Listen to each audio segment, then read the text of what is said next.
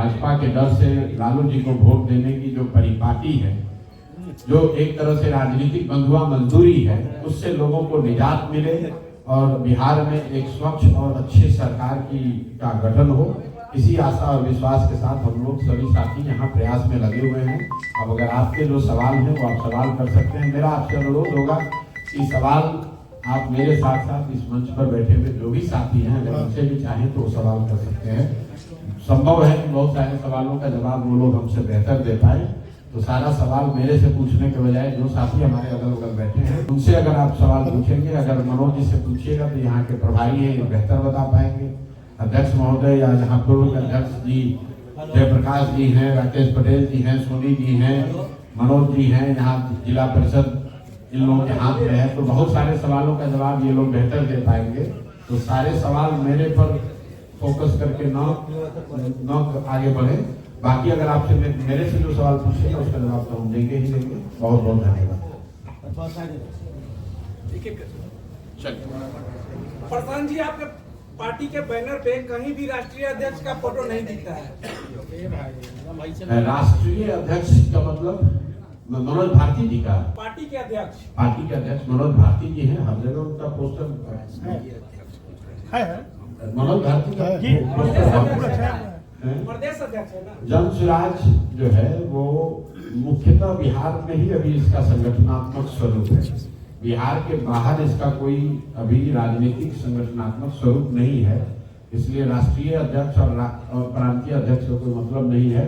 जनसुराज के अध्यक्ष माननीय मनोज भारती जी हैं और वही पार्टी चला रहे हैं। हमारी भूमिका जो है वो आपको पहले से मालूम है, आप उसको सूत्रधार कह लीजिए या इसको बनाने वाला कहलिका में हम हैं। बाकी जो दल के पदाधिकारी हैं उनकी अपनी अपनी भूमिका है, सबका अपना योगदान है। नीतीश जी को कैसे देखते हैं? अभी जो मुख्यमंत्री पद पे है, लगातार उन पर कुछ न कुछ सवाल उठते रहते हैं। कल भी राष्ट्रगान को लेकर एक सवाल के घेरे में आ गए। नहीं, सवाल हम लोगों ने उठाना शुरू नहीं किया है। आपने ठीक कहा कि सवाल तो 2-2.5 साल से उठ रहे हैं, क्योंकि सार्वजनिक जीवन में अगर आपका आचार विचार व्यवहार ऐसा परिलक्षित हो कि आप स्वस्थ नहीं हैं, तो आप जनता और मीडिया के नजर से बात को छुपेगी नहीं। सबसे पहले नीतीश जी के मानसिक हालात पर टिप्पणी उन्हीं के सहयोगी स्वर्गीय सुशील कुमार मोदी जी ने उठाई। विधानसभा सत्र के दौरान विधानसभा के सामने खड़े होकर 2023 नवंबर में सुशील कुमार मोदी जी ने कहा कि लगता है कि नीतीश कुमार जी को गंभीर मानसिक बीमारी हो गई। उसके बाद कई बड़े नेता ये सवाल उठाते रहे। पिछले 2 महीने में मैंने भी या जनसुराज ने भी इस बात को उठाया है, इसलिए कि बीपीएससी के आंदोलन के दौरान जो सरकार के विभिन्न नेता या अधिकारी जो हम लोग के संपर्क में रहे, उन लोगों के बातचीत से ऐसा लगा कि नीतीश कुमार जी मानसिक तौर पर इस स्थिति में नहीं है कि वो विषयों का संज्ञान लेकर उस पर निर्णय ले सके। हम लोगों ने भी मांग रखी कि भाई नीतीश जी इतने बड़े राज्य के मुख्यमंत्री हैं, आप अगर सिपाही के तौर पर भी बहाल होते हैं तो आपका मेडिकल जांच होता है। मुख्यमंत्री हैं तो आपको अपने मेडिकल स्थिति के बारे में स्थिति जो है वो स्पष्ट करनी चाहिए। अभी तक सरकार ने उसका तो संज्ञान कुछ लिया नहीं। मैंने तो कैमरे पर भी कहा है कि नीतीश जी शारीरिक तौर पर थक गए हैं, फिजिकली टायर्ड और मेंटली रिटायर्ड हैं, और रोज की जो घटनाएं हैं आप देखेंगे जैसे जैसे समय आगे बढ़ेगा, चुनाव आते आते रोज आप देखिएगा। क्योंकि अगर आप व्यक्ति अगर स्वस्थ नहीं है तो उसको कितने देर तक आप छुपा कर रखिएगा। हम लोग तो कह रहे हैं कि अगर नीतीश जी बाकी बातें छोड़ दीजिए, अपने मंत्री परिषद के सदस्यों का नाम अगर नीतीश जी बताते, कैमरे पर अपने मंत्री परिषद के साथियों का नाम नहीं बता सकते हैं, उनकी ये स्थिति है और उनके भरोसे पूरा बिहार छोड़ा हुआ है। और इसके लिए नीतीश कुमार से ज्यादा कहीं न कहीं भाजपा वाले दोषी हैं। मान लीजिए कि आपको हमको पता हो न हो, भाजपा के लोगों को तो पता है। क्या आपको लगता है कि गृह मंत्री प्रधानमंत्री को ये पता नहीं कि नीतीश कुमार की मानसिक हालत क्या है? इसके बावजूद सिर्फ वोट के लिए या कुछ सांसदों के समर्थन के लिए पूरे बिहार को उन्होंने एक तरीके से हाशिए पर छोड़ रखा है और ये चाहते हैं कि किसी तरह नीतीश कुमार का चेहरा आगे रखकर गठबंधन के तौर पर चुनाव जीत जाएं। चुनाव जीतने के बाद तो नीतीश कुमार को हटाएंगे ही हटाएंगे। ये तो बिहार का दुर्भाग्य है। उनके बेटे की एंट्री हो रही है जी, नीतीश कुमार के बेटे की एंट्री हो रही है। मुझे तो ऐसी कोई जानकारी नहीं है, पत्रकार बंधु लोग, आप लोग स्वतंत्र हैं इस तरह का स्पेकुलेशन करने के लिए। मेरा अपना एक जीवन में तरीका है काम करने का। जो व्यक्ति राजनीति में नहीं है उस पर मैं टीका टिप्पणी नहीं करता हूँ। लालू जी के भी जो बच्चे या परिवार के सदस्य या किसी अन्य नेता के परिवार के सदस्य जो राजनीति में नहीं है उन पर टीका टिप्पणी करना उचित नहीं है। मैं जहां तक समझता हूँ नीतीश जी के लड़के अभी राजनीति में नहीं है। जब राजनीति में आएंगे तब रुपया रखी जाएगी। अभी जदयू ने या नीतीश कुमार ने इसकी ना कोई औपचारिक घोषणा की है, ना हम लोगों ने उसको देखा कि कहीं उसको कोई औपचारिक पद दिया गया है। ये तो पत्रकार बंधु लोग खुद से ही चलाते रहते हैं और आप स्वतंत्र हैं चलाने के लिए, लेकिन हम लोग उस पर कोई टिप्पणी नहीं करना चाहते। ये माहौल जो बनाया जा रहा है किसान को लेकर, इसको कैसे देख रहे हैं? हमको कुछ नहीं देखना उसमें, जो राजनीति में है ही उस पर क्या माहौल क्या बना है, कोई नहीं माहौल। माहौल आपके दिमाग में है। आपने भी बिहार का भ्रमण किया है, अभी कन्हैया कुमार जो है बिहार का भ्रमण कर रहे हैं, पद यात्रा कर रहे हैं, उस पर क्या कुछ कहिए? अच्छी बात है, लोकतंत्र है, सबको भ्रमण करने का, जनता से मिलने का अधिकार है। कांग्रेस 100 साल से ज्यादा पुरानी पार्टी है, तो कांग्रेस के कोई नेता अगर बिहार में घूम रहे हैं या जनसंपर्क कर रहे हैं तो ये तो होना ही चाहिए, ये तो बल्कि ज्यादा होना चाहिए। लेकिन इतना जरूर है कि जब कन्हैया जी घूम रहे हैं तो उनको ये बताना चाहिए कि कांग्रेस पार्टी के 9 नए नवेले मुख्यमंत्री तेलंगाना में रेवंत रेड्डी ने आज से कुछ महीनों पहले जो कहा कि बिहारियों का डीएनए जो है वो मजदूरी करने का है, बिहारी मजदूरी करने के लिए पैदा हुए हैं, तो कन्हैया जी को या कांग्रेस के बड़े नेताओं को ये बताना चाहिए कि उस बयान से कितना सहमत है, और अगर सहमत नहीं है तो उन पर क्या कार्रवाई की गई। राहुल गांधी हो या कन्हैया कुमार हो, ये तो बताना ही चाहिए। अगर तेलंगाना में कांग्रेस का मुख्यमंत्री ये कह रहा है कि बिहार के लोग मजदूरी करने के लिए पैदा हुए हैं, और तब उसी बिहार में वोट मांगने क्यों आ रहे हो? हम लोग तो मजदूरी करने के लिए पैदा हुए हैं, तो हम लोग से वोट मांगने क्यों आ रहे हो भाई? वोट भी यहाँ से लोगे और हम ही लोग को कह रहे हो कि हम लोग के डीएनए में मजदूरी करना है। इस बात का भी जवाब देना चाहिए। बाकी जनसंपर्क वो कर रहे हैं, उसमें कोई दिक्कत नहीं है। सर, बिहार में जो शराबबंदी भी चल रही है उसे आप किस नजर से देखते हैं? वो सिद्धांत मेरे भाई, इस पर बयान पिछले 2 साल से अगर किसी एक नेता और दल ने दिया है तो उसका नाम है प्रशांत किशोर जनसुराज। बिहार में शराबबंदी लागू, आप इतने पत्रकार हैं, आप बताइए कहाँ शराबबंदी लागू है? आप लोग रोज पूछ रहे हैं कि शराबबंदी हटा पर क्या निर्णय होगा। भाई शराबबंदी लागू हो तब तो हटाने की बात है, शराबबंदी नहीं लागू है। शराबबंदी के नाम पर शराब की दुकान बंद है, होम डिलीवरी हो रही है। तो जनसुराज का मत है कि अगर जनसुराज की सरकार बनती है तो 1 घंटे के अंदर इस ढकोसला वाले शराबबंदी को हम लोग बंद कर देंगे, हटा देंगे, क्योंकि इससे कोई फायदा नहीं है। घर घर होम डिलीवरी हो रहा है। बिहार जैसे गरीब राज्य का 15 से 20 हजार करोड़ का हर साल नुकसान हो रहा है, और ये पैसा यहाँ के भ्रष्ट पदाधिकारी, यहाँ के नेता और शराब माफिया के जेब में जा रहा है। और जिन महिलाओं के, जिन गरीबों के नाम पर शराबबंदी लागू की गई है, आज 1 लाख से ज्यादा लोग जो जेल में बंद हैं शराबबंदी कानून के तहत, वो तो ज्यादातर लोग गरीब, अति पिछड़ा, दलित समाज के लोग हैं, मुस्लिम समाज के लोग हैं। उनकी सुध तो कोई नहीं ले रहा है। जबरदस्ती की बात आप लोग कहे जा रहे हैं शराबबंदी लागू, कहाँ शराबबंदी लागू? अच्छा, तो आपकी सरकार आएगी तो क्या शराब चालू हो जाएगी? बिल्कुल चालू हो जाएगा, डंके की चोट पर 1 घंटे में चालू हो जाएगा। अभी आपने कहा कि बिहार में जिस तरीके से नीतीश कुमार की मानसिक स्थिति है, बीजेपी में जीतती है तो उनको हटाएगी, तो आप भी मानते हैं क्या कि बीजेपी अगला चुनाव जीत जाएगी? मैंने कहा कि अगर एनडीए की सरकार, अभी नहीं कहा, रोज कह रहे हैं कि नवंबर में बिहार में नया मुख्यमंत्री बनेगा। अब कोई भी बने, नीतीश कुमार नहीं बनेंगे। अगर एनडीए जीत भी जाए तो भी, नीतीश कुमार मुख्यमंत्री नहीं बनेंगे। आपका सवाल है कि क्या आप मानते हैं एनडीए जीत जाएगा? हमने कोई जानता नहीं कि परिणाम क्या होगा। हम उन नेताओं में नहीं है जो खड़ा होकर बोल दे कि कौन जीतेगा कौन हारेगा। जब बोलेंगे कौन जीतेगा तो वही जीतेगा।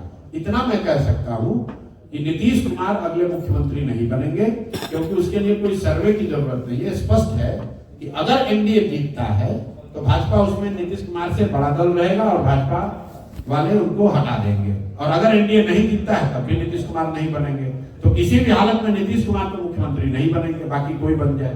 प्रशांत जी, आपने लालू यादव प्रशासन कहते हैं कि हम भी मुख्यमंत्री नहीं बनेंगे, तो कौन होगा वो चेहरा जो जनसुराज को अगर लोग चुनते हैं, जनसुराज पे विश्वास जताते हैं, तो कौन मुख्यमंत्री बनेगा बिहार? आपने अगर ये पूछा होता हमसे कि जनसुराज का राज्य का अध्यक्ष कौन होगा, या यहाँ जिले का अध्यक्ष कौन होगा, जिले का प्रभारी कौन होगा, तो हम आपको नहीं बता सकते थे 6 महीना साल भर पहले। जब दल बना, दल से जो लोग जुड़े हैं उनमें से ही लोगों ने मिलकर सहमति बनाई कि कौन अध्यक्ष होगा, कौन उपाध्यक्ष होगा, कौन प्रभारी होगा। तो जब जनसुराज जीत कर आएगा तो उसके विधायक मिलकर ये तय कर लेंगे कि उनका नेता कौन होगा। जनता जो है वो मुख्यमंत्री का चेहरा देखकर वोटिंग करती है भाई, ये एक बड़ा फैक्टर होगा कि अब मुख्यमंत्री का चेहरा देखकर वोट करती है, एक बड़ा फैक्टर है, लेकिन जनसुराज चेहरे पर, किसी व्यक्ति के चेहरे पर नहीं, अपने विचार, अपने प्रयास के आधार पर ही चुनाव लड़ेगा। और इसमें कोई एक चेहरा नहीं है, इस प्रयास को ही समर्थन मिले, इसी आशा और विश्वास के साथ हम लोग चुनाव में जाएंगे। क्या प्रशांत किशोर तेजस्वी यादव के सामने राघोपुर से चुनाव लड़ेंगे? भाई, राघोपुर आप ही के जिले में है और ये आप अच्छा क्या आपने सवाल पूछा। सवाल ये पूछा गया कि क्या प्रशांत किशोर आप चुनाव लड़िएगा, तो हमने ये कहा कि प्रशांत किशोर पार्टी से ऊपर तो है नहीं। अगर दल के साथी तय करते हैं कि हमें चुनाव लड़ना है तो मैं भी चुनाव लड़ूंगा, इसमें कोई दिक्कत नहीं है। दल में चुनाव लड़ने की प्रक्रिया अभी चल रही है, आवेदन दिया जा रहा है। तो मैंने पत्रकार बंधुओं को यह सूचित किया कि एक साथी ने, कुछ साथियों ने राघोपुर से मेरे नाम का आवेदन भरा है। ये तय नहीं हुआ है कि मैं लड़ूंगा क्या नहीं लड़ूंगा, लेकिन कुछ साथियों ने वहां से आवेदन भरा है कि आप आइए और राघोपुर से चुनाव लड़िए। दल से ऊपर प्रशांत किशोर नहीं है, सब लोग मिलकर तय करेगा कि आपको चुनाव लड़ना है तो चुनाव लड़ा जाएगा। वो हरनौत होगा कि राघोपुर होगा कि कोई दूसरा क्षेत्र होगा, वो जब दल के नेता साथी तय करेंगे वो किया जाएगा। लेकिन अगर दल कहेगा तो प्रशांत किशोर तेजस्वी के खिलाफ में उतरे ही बिल्कुल लड़ेंगे भाई, तेजस्वी क्या है। दल कहेगा कि मोदी के खिलाफ लड़िए तो मोदी के खिलाफ लड़ेंगे, दल जो कहेगा वो करेंगे। जय जनसुराज। विजय के साथ में आप चुनावी कैंपेन में गए थे आप साउथ में, तो क्या वो यहाँ पर आएंगे आपको? तलपति विजय जो आप कह रहे हैं टीवी के, ये मेरे मित्र हैं, बहुत पुराने मित्र हैं और हम लोगों ने करीब करीब साथ में ही अपना प्रयास शुरू किया है। मैंने बिहार में जनसुराज के नाम से और उन्होंने तमिलनाडु में टीवीके के नाम से एक ऑल्टरनेट पॉलिटिक्स का जो तरीका है वो अपने यहाँ तमिलनाडु में शुरू कर रहे हैं और मैं यहाँ बिहार में शुरू कर रहा हूँ। दोनों एक दूसरे के साथ खड़े हैं, मैं अपनी ताकत से यहाँ लड़ रहा हूँ, वो अपनी ताकत से वहां लड़ रहे हैं, लेकिन मेरी जो बुद्धि समझ ताकत है वो उनके साथ है और उनकी जो भी जिस तरह से भी विजय हमारी मदद कर सकते हैं वो भी मदद हमारी यहाँ करेंगे, ये आप मानकर चलिए। प्रशांत जी, आपने लालू यादव के शासनकाल को देखा, नीतीश जी के साथ में भी काम किया, जो अभी जो वर्तमान हालात है बिहार के लोन विरोध को लेकर, जो भागलपुर में कल घटना घटी, तो जो हाल के दिन में जो घटना हो रही है उसको कैसे देखते हैं? देखिए, लालू जी के राज में जो लॉ एंड ऑर्डर की स्थिति थी, लॉ एंड ऑर्डर की स्थिति उतनी खराब तो नहीं है, लेकिन अभी जो लॉ एंड ऑर्डर की स्थिति है वो दिखाती है कि इस सरकार का इकबाल खत्म हो गया है। इस सरकार का इकबाल खत्म हो गया है। कुछ चंद अधिकारी ही इस पूरे सरकार को चला रहे हैं, कोई उसमें जवाबदेह नहीं है। और फिर यही बात मैं दोहराऊंगा, बहुत लोगों को समझ में नहीं आ रही है बात। लॉ एंड ऑर्डर क्यों खराब है, इसकी दो वजह है। एक तो जो यहाँ के मुख्यमंत्री हैं, होम मिनिस्टर हैं, गृह विभाग के मुखिया हैं नीतीश कुमार, वो कहीं न कहीं शारीरिक और मानसिक तौर पे अब अलर्ट नहीं है, उतना सक्षम नहीं है। दूसरी बात इसलिए अधिकारियों का है, अधिकारी जैसे चला रहे हैं वैसे चल रहा है। दूसरी बात अगर आप इसको ध्यान से समझना चाहेंगे तो देखिए 2017 के बाद से बिहार में लॉ एंड ऑर्डर की स्थिति बिगड़नी शुरू हुई है।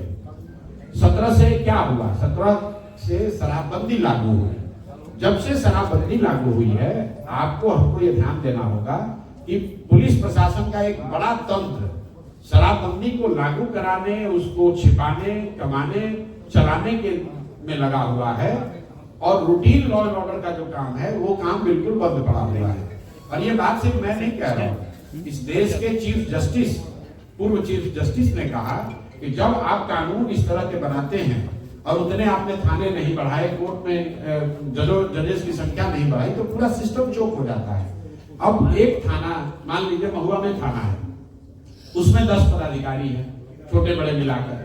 उनका जिम्मा था पहले लॉ एंड ऑर्डर देखना, अब उनको बालू माफिया से भी निपटना है, शराब माफिया से भी निपटना है। उनका ज्यादा समय तो शराब और बालू माफिया से निपटने में जा रहा है, तो रूटीन लॉ एंड ऑर्डर तो सफल होगा ही होगा। 2017 के बाद से नीतीश जी चाहे भाजपा के साथ रहे हो या राजद के साथ रहे हो, कानून व्यवस्था लगातार खराब हो रही है।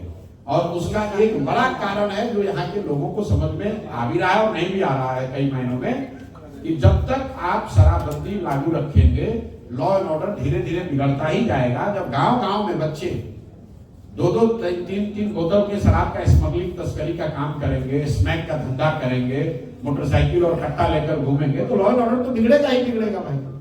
और ये मैं आपको और बता देता हूँ, शराबबंदी अगर हटा दी जाए तो भी महीनों तक लॉ एंड ऑर्डर और बिगड़ेगा, क्योंकि जो हजारों लोग इस तरह के गलत काम में जुड़ गए, इसका समाज पर जो दूरगामी असर है उस पर कोई चर्चा ही नहीं कर रहा है कि भाई अरे लालू यादव का छोड़ो, आप लोग पत्रकार हैं, कोई इस बात की चर्चा नहीं कर रहा है कि शराबबंदी का दूरगामी असर सब लोगों पर क्या पड़ रहा है। जो बच्चे बिहार में कहीं सूखा नशा की बात नहीं होती थी पहले, ये सूखा नशा गांव गांव में फैल रहा है, पंजाब और हरियाणा की तरह यहाँ पर। चरस स्मैक जैसे भाई यही बात तो मैं कह रहा हूँ। तो जो आदमी एक बार चरस पीने लगा, अब लालू जी की सरकार रहेगी, प्रशांत किशोर की सरकार है, उसका जीवन तो बर्बाद हो गया, नष्ट हो गया, इसकी चर्चा ही नहीं कर रहा है कोई। ना समाज में किसी को समझ है, ना उसकी सेंसिटिविटी है, खाली बात किया जा रहा है शराबबंदी वोट, शराबबंदी वोट। अरे वोट के आगे भी दुनिया है भाई। राजनीति जो है वो सिर्फ वोट लेने देने का प्रयोजन नहीं है। आजादी से पहले जितने लोग इस देश में राजनीति किए, जिन्होंने इस देश की नींव रखी, जो इस देश के फाउंडिंग फादर हैं, वो तो चुनाव नहीं लड़े, तो क्या उनको राजनीति की समझ नहीं थी? राजनीति का मतलब सिर्फ एमएलए बनना नहीं है। राजनीति का मतलब सबसे पहले ये है कि समाज में अगर कुछ गलत हो रहा है, किसी के साथ जाति हो रही है, तो उस बात को उठाना, उसके साथ खड़ा होना भी राजनीति है। हम राजनीति में इसलिए नहीं आएंगे हमको एमएलए बनना है। वो एमएलए एमपी बनना, जितनी सुख सुविधा मान सम्मान मिल सकता है, वो सब भगवान के कृपा से उससे ज्यादा मिला होगा है। लेकिन शराबबंदी की वजह से बिहार का एक बड़ा समाज टूट रहा है, बर्बाद हो रहा है, उसको लोग ध्यान नहीं दे रहे हैं। इसीलिए मैं इतने जोर से कहता हूँ, वोट मिले ना मिले, निश्चित तौर पर शराबबंदी हटनी चाहिए, नहीं तो क्राइम भी बढ़ेगा और सूखा नशा भी बढ़ेगा और कई तरह के इसके दुष्परिणाम आने वाली पीढ़ियों को झेलना पड़ेगा। देख लेना चाहिए, जाके पंजाब जाके देखिए कैसे गांव में क्या दशा है सूखा नशा। पंजाब का उड़ता पंजाब सुना है ना आपने? उड़ता पंजाब आपने पिक्चर देखी होगी। उड़ता हुआ बिहार दिखने लगेगा कुछ समय में। एक बात जिसको नशे की लत, अरे और ये आप लोग नहीं पूछ रहे कि बिहार में आपने कहा शराब बिकने लगेगी। घर घर कौन शराब बिकवाया? सबसे पहले नीतीश कुमार ही तो 10 साल बिकवाए। आप लोग से कोई आप में से ये सवाल नहीं पूछता है भाजपाइयों से कि और या अपने आप से आपको पूछना चाहिए कि अगर शराबबंदी इतना ही अच्छा है तो भाजपा वाले पूरा देश में काहे नहीं लागू कर दे रहे हैं इसको? यूपी में योगी काहे नहीं लागू कर दे रहे हैं? इतना बढ़िया मिठाई बिहार के लोगों को ही काहे बांटा जा रहा है? बिहार के लोगों के लिए बढ़िया मिठाई क्यों मोदी जी दे रहे हैं? यूपी में भी लागू कर दो भाई शराबबंदी से, अगर इतना ही अच्छा है तो पूरे देश के लोगों के लिए शराबबंदी लागू कर दीजिए, सबका भला हो जाएगा। बिहार के लोगों का ही भला काहे होना चाहिए? अगर कोई इतनी अच्छी बात हो गई जिससे लोग बता रहे हैं कि डोमेस्टिक वायलेंस कम हो गया, महिलाओं का एम्पावरमेंट हो गया, तो क्या भाजपा वाले पूरे देश में महिलाओं का सशक्तिकरण नहीं चाहते हैं? बिहार में अगर उनको लगता है कि महिलाओं का सशक्तिकरण हो रहा है इससे, तो पूरे देश में महिलाओं का सशक्तिकरण कर दीजिए। बिहार में शराबबंदी लागू करके यूपी में रुपया कमा रहे हैं, टैक्स बटोर रहे हैं और बिहार में बेवकूफ बना रहे हैं लोगों को। राष्ट्रीय जनता दल हमेशा आप पे आरोप लगाती है कि आप लीडर नहीं है बल्कि लीडर है, आप सौदागर कह करके आपको संबोधित किया जाता है। अच्छी बात है। मान लीजिए कि आरजेडी वाले कह रहे हैं कि ये बिजनेसमैन है, बिजनेसमैन है। हमने तो पहले किसी अपने साक्षात्कार में कहा बिजनेसमैन है, चोर तो नहीं है, किसी का डाका तो नहीं डालते हैं, शराब माफिया तो नहीं है, बालू का धंधा तो नहीं करते हैं, चारा चोरी तो नहीं किए हैं, बिजनेसमैन हैं। और ये विचार बेचने आए हैं कि लोगों को अपने बच्चों के पढ़ाई और रोजगार के लिए वोट देना चाहिए। इस विचार का सौदा करने आए हैं कि अब नेताओं की चिंता छोड़ो, जाति धर्म छोड़ो, अपने बच्चों की चिंता करो। ये विचार टोकरी लेकर सर पर गाँव-गाँव बेच रहे हैं। आपको अगर बुरा लगता है तो मत खरीदिए, जिसको अच्छा लगेगा वो खरीदेगा। अपने विचार से बिहार की जो जातीय गोलबंदी उसको कैसे खत्म कर सकते हैं? अपने विचार से बिहार की जो जातीय गोलबंदी है चुनाव में देखने को मिलता है, उसको कैसे पाटा जा सकता है? अरे भाई पटा ऑलरेडी पटा हुआ है। यहाँ पर आप लोग हैं, यहाँ पर कौन जीता है चुनाव इस बार? इस बार कौन चुनाव जीता है? चिराग जी जीते हैं। कितना वोट मिला है उनको? 6.25 लाख। तो क्या चिराग जी के जाति के 6.25 लाख लोग रहते हैं इस लोकसभा क्षेत्र में? तो क्या सिर्फ चिराग जी के जाति के लोगों ने ही उनको वोट दिया है? आप लोग के सामने जो चीज रहती है उसको भी आप लोग देखना नहीं चाहते। आप ये कह रहे हैं कि हर आदमी सिर्फ जाति पर वोट दे रहा है। तो क्या चिराग जी के जाति के 6.25 लाख लोग रहते हैं लोकसभा क्षेत्र में? और अगर नहीं रहते हैं तो दूसरे जाति के लोगों ने भी तो चिराग पासवान को वोट दिया ही है ना। लालू जी के जो उम्मीदवार होंगे उनको यहाँ बड़ी संख्या में मुसलमानों ने वोट दिया होगा। तो क्या लालू जी की जाति मुसलमान तो है नहीं? भाई जाति राजनीति में एक बड़ा फैक्टर है। जो भी चीज समाज में फैक्टर है वो राजनीति में फैक्टर होगा। लेकिन जाति एकमात्र पहलू नहीं है। जाति एक पहलू है, जाति एकमात्र पहलू नहीं है। बिहार में वो लोग मोदी जी को वोट दिए हैं। मोदी जी के जाति का तो एक आदमी रहता ही नहीं है पूरे बिहार में। मोदी जी जिस घांची समाज से आते हैं, घांची समाज का तो कोई बिहार में रहता ही नहीं है। तो बिहार में मोदी जी को वोट दे कौन रहा है? भाई आपको ऐसा लगता है कि हर व्यक्ति, नीतीश कुमार के जाति के कितने लोग रहते हैं बिहार में? नीतीश जी के अपने जाति के कितने लोग रहते हैं बिहार में? आप एक तो समीकरण बनाए हैं। तो अगर नीतीश जी समीकरण बना सकते हैं तो प्रशांत किशोर भी समीकरण बना सकते हैं। क्या लगता है सर, बिहार में बिना नीतीश कुमार के सरकार बनाना संभव है? अरे भैया लिख के दे देते हैं। आप भी बोले, आपको सुने नहीं कि अब कोई भी सरकार बनेगी, किसी की सरकार बनेगी, नीतीश कुमार मुख्यमंत्री नहीं बनेंगे। चेहरा तो फ्रंट पे वही है। अरे भैया फ्रंट में आप अपना भी चेहरा लगा सकते हैं, हम भी लगा सकते हैं। जनता के चेहरे पर मुहर लगाती है, इस पर ना बात है। तो नीतीश कुमार जी के चेहरे पर अब मुहर नहीं लगने वाला है। जनता देख चुकी है कि इस आदमी को अगर हम लोग 10-20 MLA भी जिता देंगे तो ये आदमी कुर्सी के लिए बिहार का सौदा करने में 1 मिनट नहीं हिचकिचाएगा, चाहे वो सौदा आरजेडी के साथ करना पड़े या भाजपा के साथ करना पड़े। नीतीश जी अभी भाजपा के साथ हैं। आपने कभी सुना कि उन्होंने कहा कि हम भाजपा, लोग देश की मीडिया बता रही है कि नीतीश जी के समर्थन से ही देश की सरकार चल रही है। नीतीश जी ने कभी ये कहा कि बिहार में चीनी मिल चालू होगा तब हम समर्थन देंगे, या बिहार के हर राज्य में एक फैक्ट्री लगा दे केंद्र सरकार तब हम समर्थन देंगे? नीतीश जी को तो इसकी चिंता नहीं है। नीतीश जी को चिंता करेगा हमको मुख्यमंत्री बनाए रखो, हम तुमको समर्थन देते रहेंगे। तो ये बात जनता भी देख रही है ना भाई, कि आपको अपनी कुर्सी को छोड़कर किसी की चिंता नहीं है, तो जनता भी चुनाव में आपकी चिंता नहीं करेगी। चुनावी साल में एनडीए और महागठबंधन के बीच में जनसुराज अपने आप को कितना मजबूत देखती है? जनसुराज बिहार में त्रिकोणात्मक संघर्ष देखता है। यहाँ पर बहुत दिनों के बाद इस साल में शायद पहली बार एक प्रॉपर त्रिकोणीय मुकाबला होगा। जिसको जनता आशीर्वाद दे वो जीतेगा, लेकिन प्रॉपर त्रिकोणीय मुकाबला हर सीट पर होगा 243 के 243 में, जिसमें एक और एनडीए है, एक और आरजेडी इंडिया अलायंस है और एक और जनसुराज।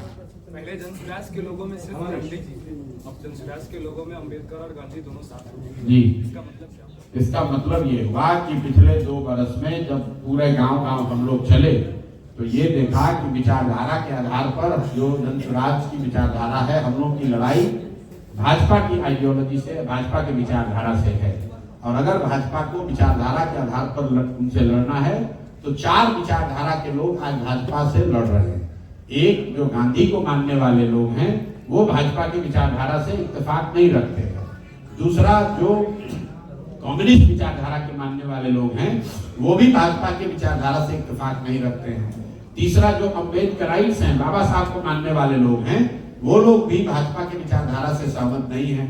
और चौथा जो ओरिजिनल समाजवादी हैं, लोहिया और जयप्रकाश जी के अनुयायी हैं, वो भी भाजपा से इत्तेफाक नहीं रखते हैं। अब इन 4 विचारधारा के मानने वालों में 2 विचारधारा, कम्युनिस्ट पार्टी का तो अपना दल है तो उसको हम लोग ले नहीं सकते हैं, और समाजवादी यहाँ पर लोहिया और जयप्रकाश जी को मानने वाला कोई बचा नहीं। जो एक नीतीश कुमार बचे हुए थे वो खुद ही जाकर भाजपा के साथ बैठ गए। इसलिए जो 2 बच गए, उन दोनों विचारधारा के जो आइकन हैं, जो सबसे बड़े प्रणेता हैं, गांधी और बाबा साहब, उन दोनों को साथ में लाकर ये सीधा प्रयास किया जा रहा है कि एक ऐसा दल, एक ऐसी व्यवस्था खड़ी की जाए जो भाजपा से जमीन पर भी और विचारधारा के आधार पर भी मुकाबला कर सके। जनसुराज में अगर कुछ चीज है, वो चाहे चित्र हो, कलर हो, फोटो हो, बिना सोचे समझे ऐसा कुछ नहीं लगा दिया गया। अच्छा एक फोटो है इसमें 3 लगा देते हैं, अब 2 लग गया, अब इसमें 1-2 और बढ़ा देते हैं। अगर वहां एक फोटो लगा है तो उसके पीछे एक गहरी सोच है, समाज का नजरिया है, और वो नजरिया ये है कि विचारधारा के आधार पर अगर भाजपा से लड़ना है तो गांधी और बाबा साहब अम्बेडकर के मानने वाले लोगों को साथ में आना होगा, और साथ में आकर विचारधारा के आधार पर जमीन पर उनसे मुकाबला करना होगा। इसलिए जनसुराज देश का एकमात्र ऐसा दल है जहां गांधी और बाबा साहब का चित्र एक साथ आपको दिखता है। ये सिर्फ चित्र नहीं है, उनके विचारधाराओं का साथ में आना है, उनके मानने वाले लोगों का साथ में आने का संदेश है। चुनाव चिन्ह को लेकर जो संवैधानिक व्यवस्था है कि नए दल को चुनाव चिन्ह चुनाव के 6 महीना पहले मिलता है, तो हम लोग को वो चिन्ह मई में मिलना चाहिए। हम लोगों ने अपना आवेदन दे रखा है। जैसे ही वो 6 महीने की समय अवधि शुरू होगी, हम लोग का विश्वास है कि चुनाव आयोग हम लोग को चुनाव चिन्ह देगा। जो चुनाव चिन्ह देगा वो परमानेंट रहेगा। जो उपचुनाव के दौरान जो चिन्ह मिला था वो टेम्पररी व्यवस्था थी। परमानेंट चिन्ह हम लोग को अप्रैल या मई में मिलना चाहिए। अगर चुनाव के बाद ऐसी संभावना हुई कि गठबंधन की सरकार बनेगी तो आप किसके साथ गठबंधन करना चाहेंगे? भाई, इस बात का जवाब मैं कई बार दे चुका हूँ। 2025 में जनसुराज 243 सीट पर चुनाव लड़ेगा और 2029 में भी हम लोग 243 पर ही लड़ेंगे। न चुनाव से पहले समझौता, न चुनाव के बाद कोई घबराहट नहीं है। हमने यहाँ कहा है कि जब तक इसको नहीं सुधारेंगे, चाहे 10 साल लगे, 15 साल लगे, हमने अपना जीवन इसके लिए समर्पित किया है। मुझे कोई घबराहट नहीं है और मुझे इसको ऐसे ही करना है। जिसको अच्छा लगेगा वो साथ में रहेगा, जिसको अच्छा न लगे वो जा सकता है। मेरा अपना प्रयास, जब तक मैं इसको चला रहा हूं, जब तक हमारे शरीर में बल है, मैं बिहार को सुधारने के लिए जो प्रयास शुरू किया है, इसमें कोई समझौता न आगे पहले अभी तक हुआ है न आगे होगा। जब अगर हम समझौता कर लेंगे, दलों से गठबंधन कर लेंगे, तो सुधार की बात ही क्या रह जाएगी। फिर नीतीश कुमार में और जनसुराज में फर्क क्या है? फिर राजद और हम में फर्क क्या है? और भाजपा और हम में क्या फर्क है? अगर हम समझौता ही कर लेंगे तो हमारी दशा भी वही होगी जो दूसरों की होगी। आप ये कह रहे हैं कि हम किसी से गठबंधन नहीं करेंगे और कोई दूसरा दल अगर आपसे गठबंधन करना चाहेगा तो आप क्या कहेंगे? हम कह रहे हैं कि हम आपको गले नहीं लगाएंगे तो आप हमें जबरदस्ती गले लगा लीजिएगा। दूसरा करना चाहिए, उसे क्या लेना देना। पहले जनसुराज का गठबंधन बिहार के लोगों से हो गया, बिहार के उन लोगों से हो गया जो आकर मुझे कहता है कि भैया आप पर बहुत विश्वास है, आपसे बड़ी आशा है। जब मैं पैदल चलता हूँ तो कोई सामान्य परिवार का लड़का आके कहता है भैया आप पर बहुत भरोसा है, छोड़िएगा मत। मैं उस भरोसे को नहीं तोड़ सकता हूँ, बाकी कुछ भी छोड़ सकता हूँ। तो इसलिए कोई चिंता मत कीजिए, ना गठबंधन पहले होगा ना बाद में होगा। अगर जनता भरोसा नहीं जताती है तो हम लोग संघर्ष के लिए तैयार हैं, चाहे 5 साल लगे, 10 साल लगे। बिहार को एकदम सही रास्ते पर लाने का जो संकल्प है उससे पीछे हटेंगे नहीं। बिहार के लोगों का देश के हर राज्य में शोषण किया जाता है, क्योंकि बिहार में कोई रोजगार नहीं है।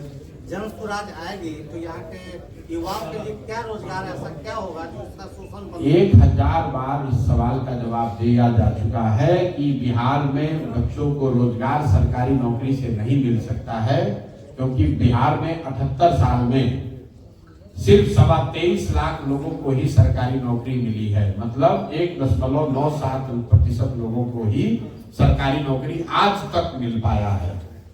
बिहार में सिर्फ कृषि को सुधार कर भी नौकरी रोजगार नहीं दिया जा सकता है, क्योंकि बिहार की आर्थिक व्यवस्था का सिर्फ